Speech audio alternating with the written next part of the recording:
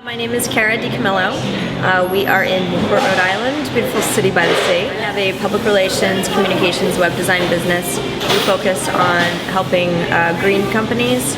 Not 100% focused, but we are. That's probably about 95% of our business is working with small green businesses. Green actually came from a friend of mine who is the editor of treehugger.com. She helped launch the site back in 2004, and they needed writers to assist them in writing. And since I was in PR and I knew how to write, she asked me if I would join them. And at the time, there's only a couple of us reading each other's posts, and eventually it's grown to be huge. And I started writing, I guess it was early 2005, and my interest in green grew from there. It started before it became the big thing, and so I like to call myself Authentically Green, not just jumping on the bandwagon. I left my last job in PR, and I was working with clients who I was working with because it was my job. It was my job to represent them. And so when I left my last job, I realized that because of my interest in green, I could really start focusing on something and clients that I wanted to represent. And so I started seeking out green clients and small businesses in particular, because I knew at the end of the day I would feel good about the fact that I was helping these people get the word out there about their companies, and therefore, making an impact on the earth. And we're all out there for the same reason. So it's been a really fun experience and meeting great people along the way. A 350.org event, which happened in a couple hundred countries around the world, 4,000 events. We had one here in Newport, Rhode Island. About 100 people showed up, and we ended up launching the Neighborhood Energy Challenge, which is going to be a year-long event here. It's sponsored by our Newport Energy and Environment Commission, which I'm on as well. And what we're doing is we basically take a carbon snapshot of someone's life and what they're doing currently, and then provide them with tips on ways that over the next year they can save energy and in turn save money. So it's happening in communities in Newport, as well as the surrounding communities, Middletown, Portsmouth, and Jamestown, Rhode Island as well. Taking the challenge means that you sign up for the Neighborhood Energy Challenge.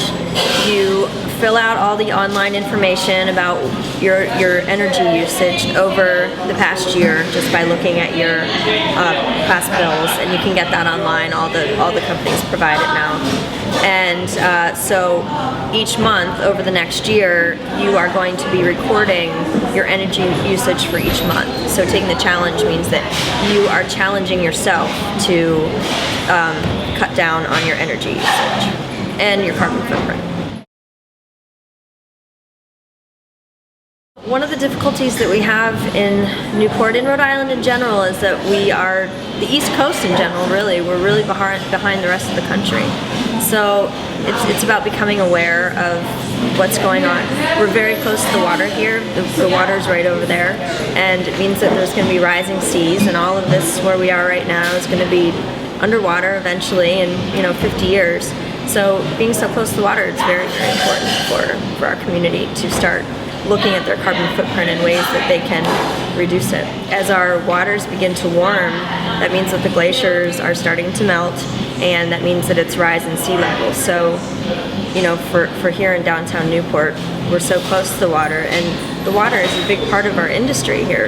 We have sailing, we have a lot of tourists that come to see the sailboats in the water and to take tours on the water. So if we're underwater, that's no longer going to happen. My life has been impacted because I feel that I've been helping small businesses get out there and talk green, and in turn I think that it's all about education. So I've been able to educate people along the way as well, whether that that's through the Energy and Environment Commission I'm on, whether that's through the green drinks events that I organize here in Newport, whether it's through my business in general, aside from volunteering. I feel like it's all about education, and so therefore, if I can educate one more person, that means that, you know, the word's getting out there. Green drinks. Well, as many people are familiar with it, it's an international organization. All over the world, hundreds of green drinks take place each month.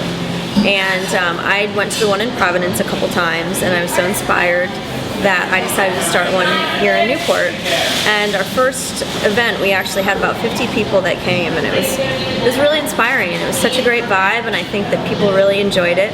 That was about 2 years ago now. It's still going strong. We have new people that come to each event, which is fantastic.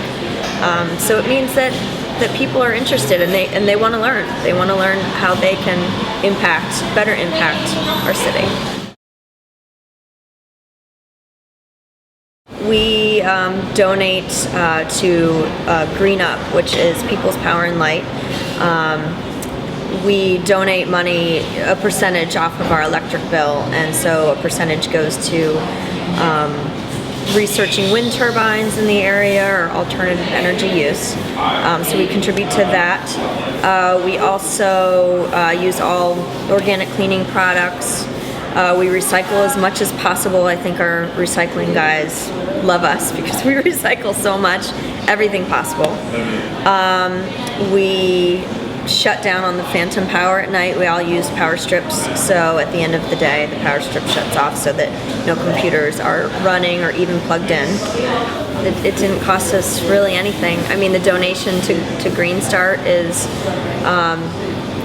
it doesn't cost us much. It's maybe $10 extra per month that we donate to it.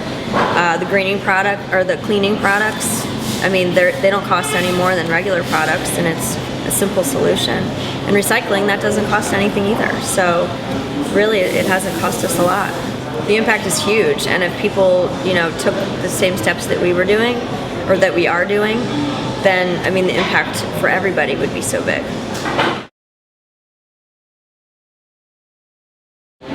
Definitely get involved in the community.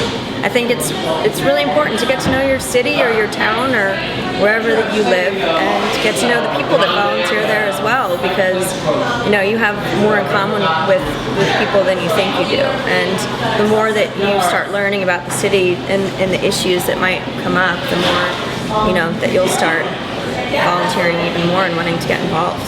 I mean, anybody can volunteer, and you don't have to be an outgoing person to do it. You just have to want to make a difference in your community. And it's where you live, so you should want to make a difference in your community.